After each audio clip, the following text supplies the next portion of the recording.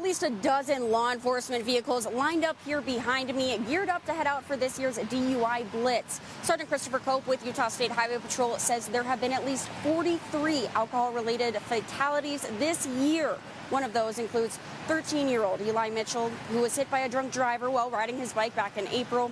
Tonight's efforts are in honor of him. Eli was a man of peace. We hope our message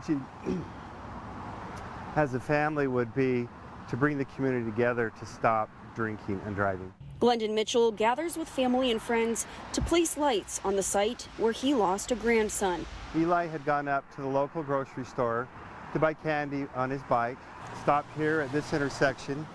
He started through the crosswalk and was hit and ran over by a drunk driver. Now Eli's family and friends are speaking out. Campaign slogan of this, like people trying to stop drunk driving, is live like Eli, that just trying to be more like him. Eli's best friend, Cooper Rogerson, wears the words on his wrist, hoping people will think of Eli when they hit the roads.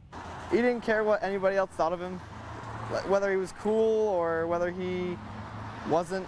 He was himself. We understand that alcohol is a part of your festivities, but the loss of a 13-year-old, and not just for Eli, but for every child around the state, is absolutely avoidable. Sergeant Cope says drunk driving accidents are especially prevalent on holidays like New Year's Eve. Please just find a safe ride home using rideshare, or family member or a friend that's sober.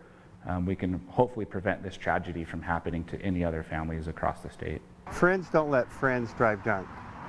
And maybe I could rephrase that. Friends don't let friends drive drunk. Simple enough. 27 law enforcement agencies across the state will be working more than 240 overtime shifts tonight. Live in Murray, Lucy Nelson,